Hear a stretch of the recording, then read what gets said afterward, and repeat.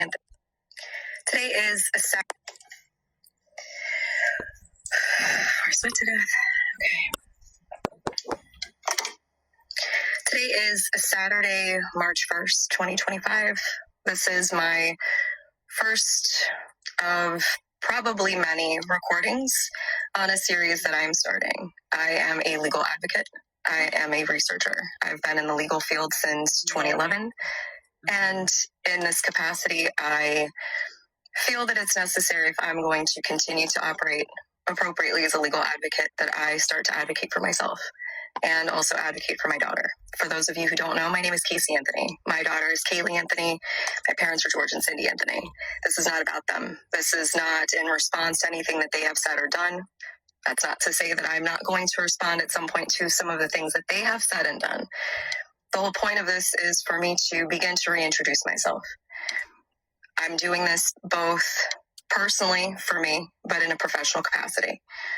Moving forward, the majority of what you will see will be me speaking in a professional capacity. My goal is to continue to help give a voice to people, to give people tools and resources that they can utilize so they actually know where they can turn to. So with that, please join me on Substack. If you have questions, I will set up an email address where we can correspond directly. Up until this point, that has never happened, and it's only going to be on a limited basis regarding legal issues, legal matters. One of the main reasons that I'm doing this, there are people close to me who have been targeted and attacked recently. There are also people close to me who have had some recent things occur, and when necessary, people needed to step up, myself included.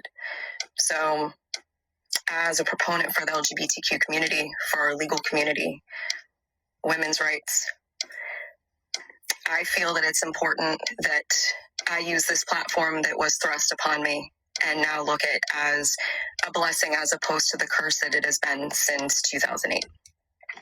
With that, these aren't going to be perfect. They're not going to be edited. Most of the time, they're not going to be short.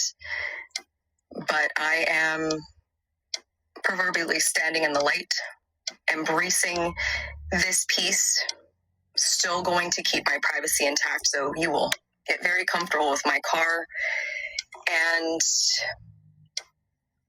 I will explain in great detail why it's so important for people to protect their privacy.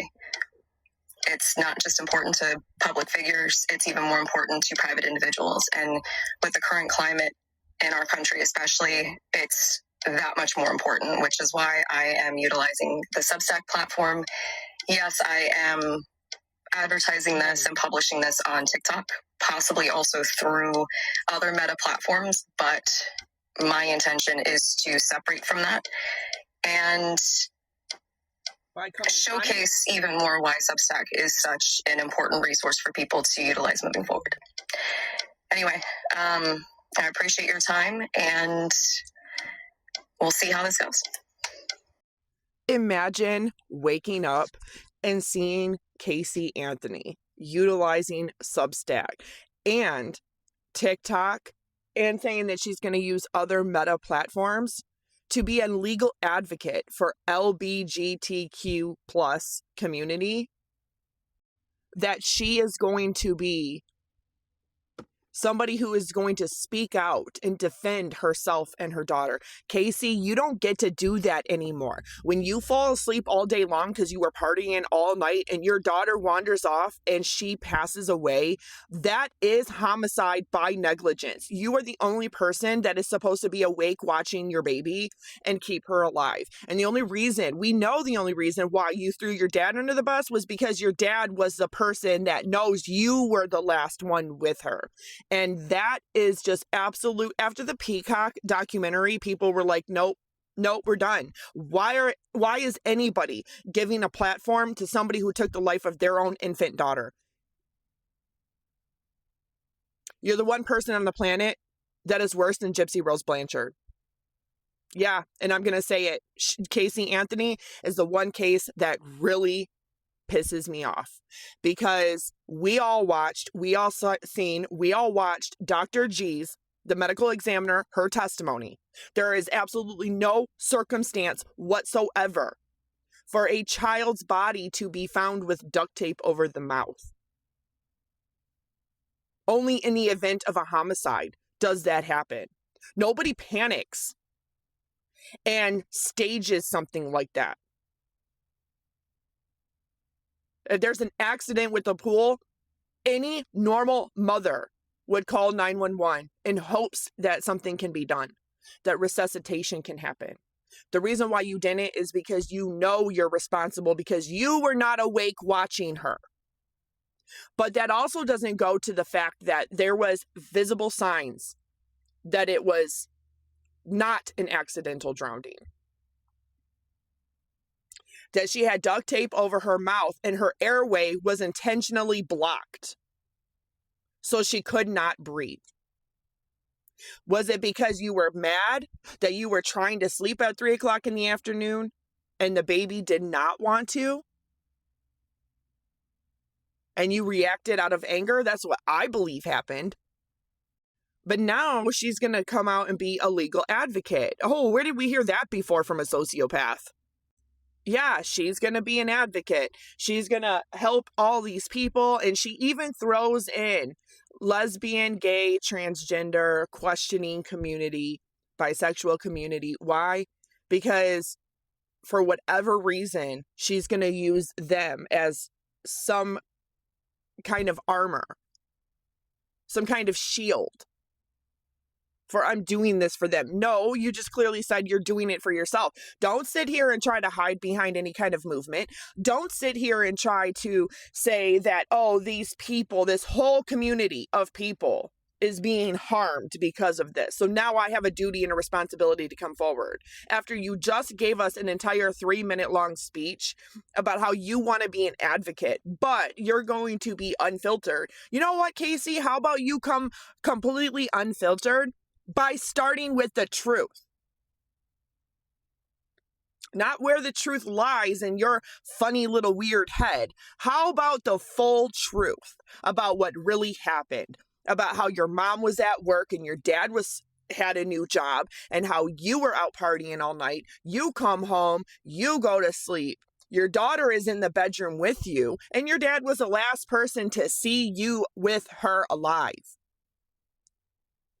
It's no coincidence to me that now the dad's the bad guy, by which I will show you this.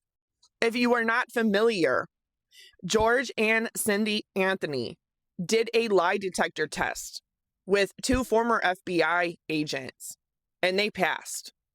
And I knew they would pass. I told everybody when I reported on this, when all of this happened, I said, watch, he's going to pass. You know why? Because she is trying to blame him because he is the one witness that testified that, yeah, my granddaughter was alive and she was with my daughter. Regardless of what anybody thinks, she got away with taking the life of her own daughter. We can get into semantics on a completely different day. That's a whole different video about how the jury misinterpreted the law, how they could not prove premeditation. There was no secondary or third charges attached to it. It was either first degree premeditated or nothing. They did not have definitive proof of premeditation. They didn't need it because the circumstantial evidence proved premeditation. The way that her body was found proved premeditation.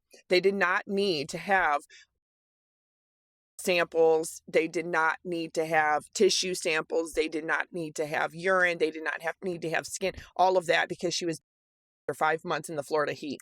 They did not need to have any of that to be able to prove premeditation. But with all of the muddying of the water, Jose Baez, I'll give him that. He threw all the darts for reasonable doubt. But that is a totally different thing and a totally different day. Casey, you got away with it and you know it. You've been hiding for years because not because I value my privacy. You are hiding because you know damn good and well that you are guilty. Guilty. And you know you got away with it. You were smart. You slinked away like the goddamn snake that you are. And now, every so often, when you need money, you start popping your ugly little head. You start rearing your head up. The internet is not going to allow you to come back with bullshit and lies. It's not going to happen.